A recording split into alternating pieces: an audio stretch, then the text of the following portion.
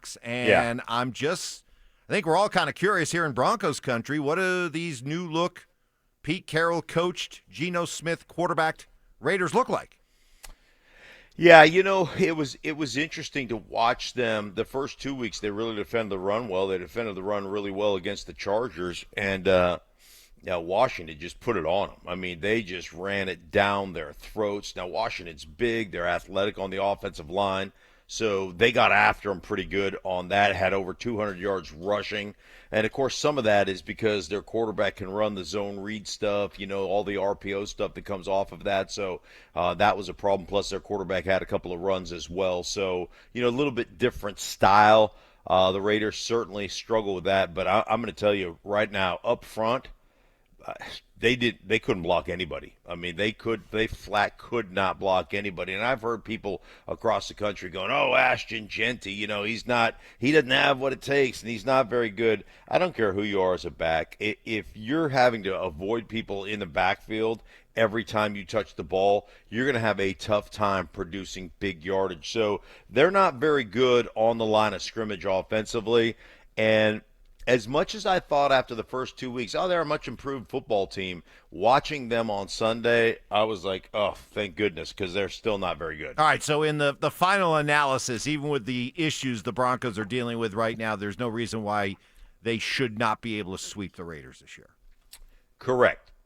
They should be able to sweep the Raiders. They're a much better football team than the Raiders, and offensively, if you – now, we've had tough times with the tight ends before, but if you can eliminate Brock Bowers' kind of production, or you can at least contain his production, you should win that football game. Fair enough. Let's get back to the Broncos. It was pretty clear, the theme coming from Sean Payton yesterday, that he was going to be protecting his quarterback, protecting Bo Nix, and shielding him from any outright and over-the-top criticism for those missed deep throws.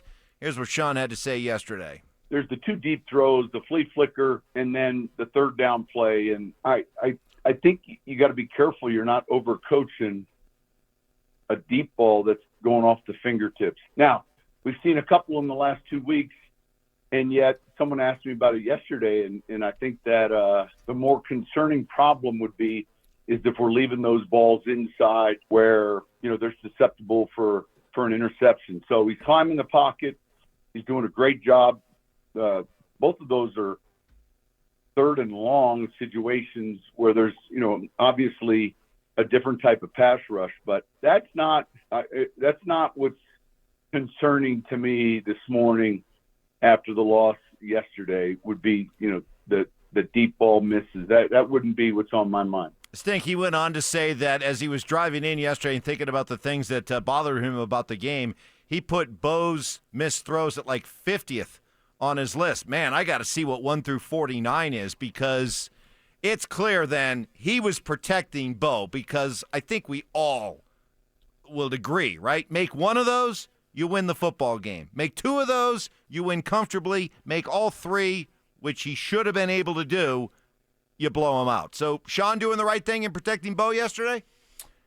Yeah, I think you always want to protect your players, and Sean's right. Those things were near misses, and I'm with you. You got to make the throws. You got to, even if you leave it a little bit short, you're either going to catch the ball, on both of those, or you're going to draw a PI, because both those guys had the corners stacked, meaning they were beyond those corners, and those corners are running hell-bent for election trying to catch up. So if the receiver all of a sudden slows down or stops, that guy's going to run right up his tail. So you're going to draw a pass interference penalty on those things. But they were all close. They were all close throws. You got to make them, and I'm 100% with you. You make one of them, and that's the difference in the ball game. That's a touchdown. And I heard Stoke talking about, hey man, Cortland Sutton dove on the one off his fingertips. I did think the flea flicker to Mims. I do think that Mims, like, difficult catch to be sure, but I just felt like Mims should come down with that one. That was more on the hands than the one Cortland Sutton, but still, man, It's hard. Those things are hard, and I know you're a professional wide receiver. You get paid to make that catch, so that's why I say I think you should have made it. But still, it's not easy. It certainly isn't easy, but it certainly would have changed the tenor and the outcome of that game. Hey, Stoke, how about that one? The offensive lineman critiquing a wide receiver like that. Yeah, how about that? How cute. Care to? I was right. Care for a I'm rebuttal? right. No. I'm talking about the first point here that Sean was talking about. Please tell me you're going to circle around to that last one, though. Yeah, I kind of stopped paying attention in the 2-minute ramble. So I can't lie. Sorry, I did. I'm sorry, I wasn't listening. Yeah. It's okay. Yeah. That's okay. Once they started going to wide receiver talk and just like the third, I just zoned out. Yeah. Tommy, you're out of your element. My ADHD kicked in and my brain started going elsewhere. I started thinking about my wife's soup on Sunday and just how it upset What kind my of stomach. soup? Mark. We'll circle Yeah, back. we'll to that, circle I back. promise. My stomach's still not right. Beef chunks too big. That's all you too need big, to know for too now. tough. Too tough. Anyway. So Oh my goodness, Lana is good. Oh, this is not going to end well for you, Stoke. We're gonna try it again. Here's the deal, and I appreciate Sean sticking up for Bo. Of course, that's what you want your head coach, your offensive coordinator to do there. And also to Sean's point, and I think this is why he said his 50th on the list. I mean, how important were those throws? Yes, very important. You don't want to overcoach a deep ball. I mean, what are you going to tell him? I mean, I broke down in 2 of those 3 plays. He had his feet set, pretty good pocket overall for an NFL pocket. I mean, you would love to have that every time, and you just overthrew him by half a yard. So now you're going to try to overcoach him, and now guess what he's going to do? He's going to overthink these things, and now he's going to underthrow them. It's so, hey, just on deep balls like that, go out there, you work on them, you practice them, but I don't want it overcoached. So what did Mark say about the wide receivers when I wasn't paying attention? He said that Mims probably should have caught the flea flicker. That was the one I said. Yeah, he dove. If he would have dove, if he would have got horizontal, he might have been able to catch. I would have gone horizontal for this thing. Yeah, I would have dove full out. And so, but if he made that catch, okay, scale of 1 to 10, what kind of catch is it? 8, 9. I mean, it'd have been a really good catch. Okay. I mean, it wouldn't have been like the most special catch ever. I mean, but I would have liked to seen. Hey, why are we not laying out fully for it? I mean, that's where, hey, Stoke, that's where, Cortland laid out. Cortland was off the fingertips. Mims didn't lay out, and it was more on the hand than it was just on the fingertips for Mims. And so that's where I said, hey, still would have been a great catch. If he makes the catch, it'd been a great catch. But I thought that, I think that's one that as a receiver, if you're Mims, you're like, man, I should have come down with that. I should have had that ball. And so the Sutton one didn't. The Sutton one was like he was laid out, and that one was just literally off the tips of his fingers. So a little bit different on that one. That's why I said that I thought Mims could have had that one. Still would have been a great catch. Yeah. Well, and for me as a receiver, I don't mind those. I don't mind having to dive full speed and lay out like on that flea flicker one that Mark's talking about. That you're going full speed, just boom, and you just go you lay out for it, and I don't think those are the most difficult catches. I don't know if he would have been able to make the catch. So even if he did that, that's what I'm saying. But I would have liked to seen it. Like, give yourself the best opportunity. Don't just run through the ball and put your arms out, and then the ball's a half yard. Lay out. And then I know, okay, yeah, it was still too far. Yeah, good try, great effort there. Just couldn't come down with it. But when you don't lay out for it, I'm like, would you have been able to make that play? I know what you're doing. I know what you're both doing, and I'm not against it. But I get the sense here where we're making this into almost a 50-50 split on what. No. Okay. I'm not doing that. Then what is it? Then is it 75-25, 75 on Bo, 25 on Mims, 90-10? 95-5. Okay. Yeah, okay. I mean, it's on Bo. You got to make the throw. That's how I look at it. At the beginning of it, he caught the flea flicker and he sprinted up in the pocket. He sprinted up in the pocket. No need to. He could have taken one step up. The tackle tight end, whoever it was, did a good job of having the defensive end, pushing him by the quarterback. But he sprinted into the back of Wattenberg. And so the throw looked kind of awkward and stuff because he ran into the back of Wattenberg. I mean, all he had to do was go one step up, and maybe he would have made a better throw. Maybe, but when you're moving forward and you're throwing the ball on the run, you're hitting a lineman. Well, yeah, your accuracy might be off, but it should have started before that.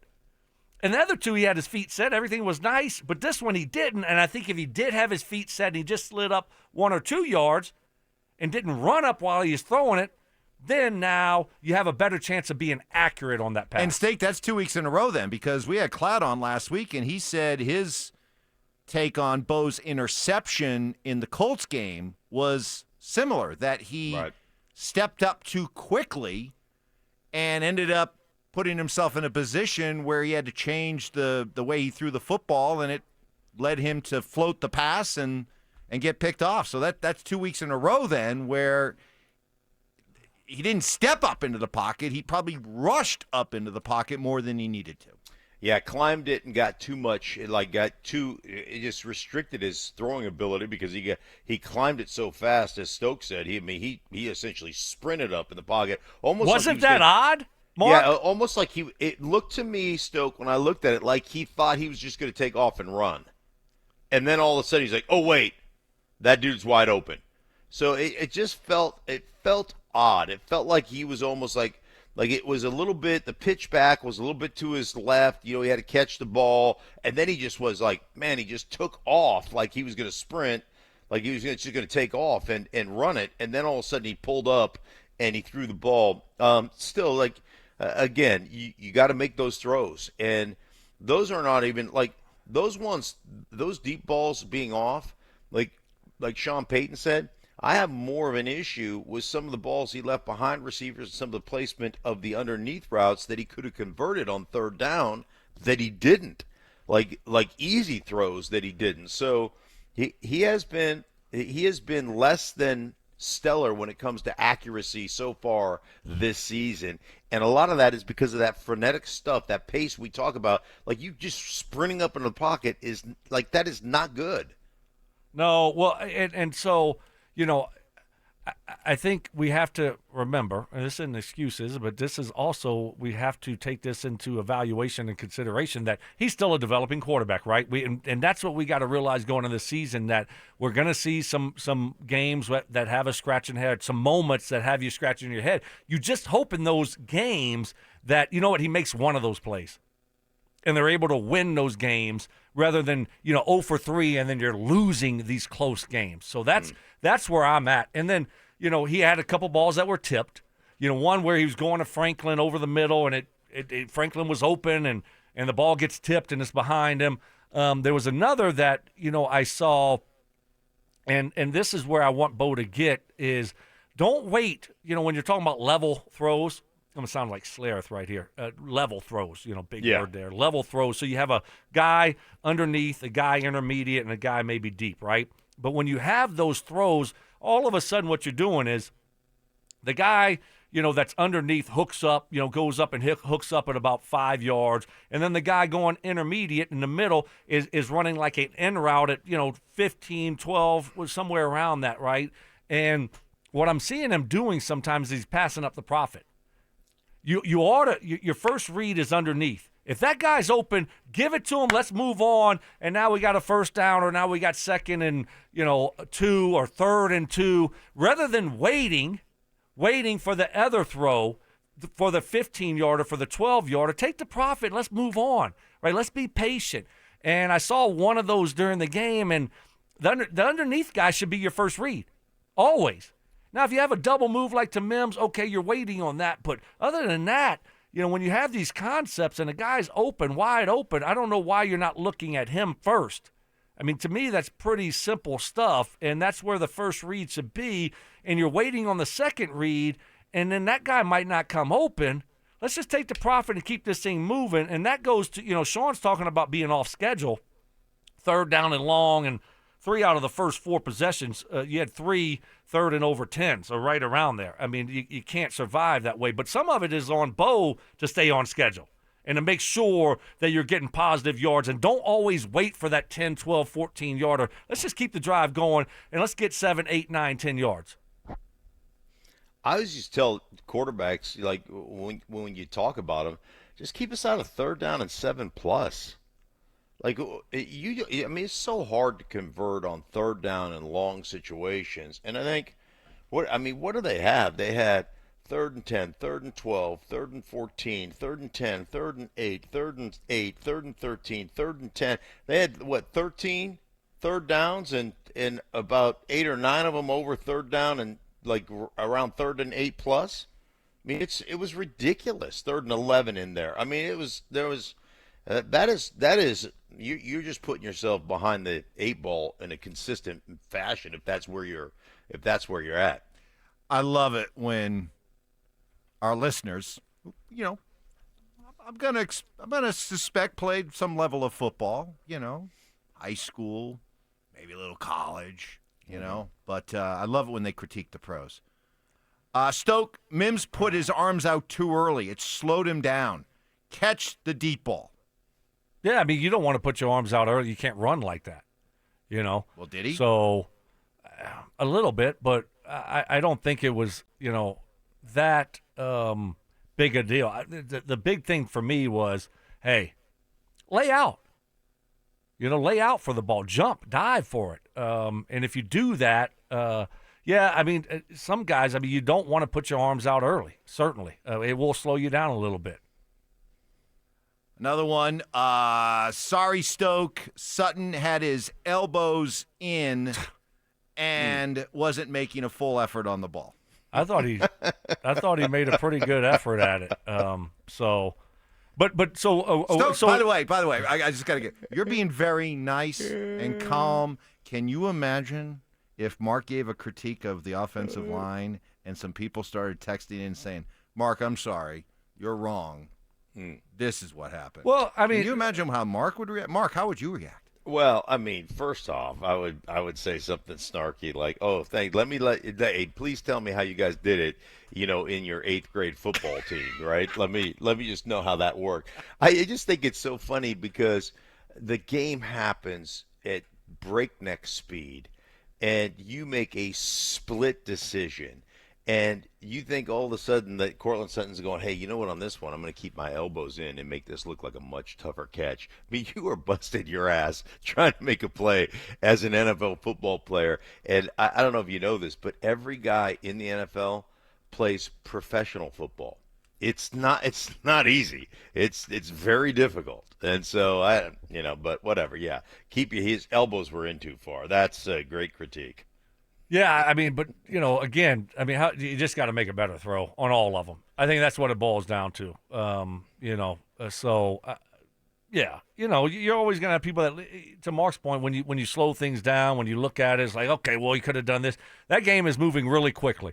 And, those are long passes. Bo was just a little bit off. Hopefully, moving forward, we can get it fixed. Well, we'll get Mark's crack at Telestrator Tuesday. What is he doing? What's his? Well, are you okay with what I sent you last night? Is that you don't even know? Yeah, well, no, I know no. I sent it to him and I didn't get any response. Oh. Well, because Did you forget your homework? Did your dog eat your homework? I'm the one that I'm always told that when Stink sends or when anybody in our group sends a text message, I never respond. Well, I sent Stink one, and I never heard from him. Oh, so I don't know. Wow. Because you sent it to me, I'm asleep. I mean, by the time you send it to me, because I'm on a different time zone, and you're like, you just shuffling your feet, waiting, and then he says, "Hey, Stokley is going to break down the 3 overthrows," and I'm like, "Oh, what do you want me to look at? All 82 plays of defense?" I mean, there's just an unfair, it just is. My assignments are always.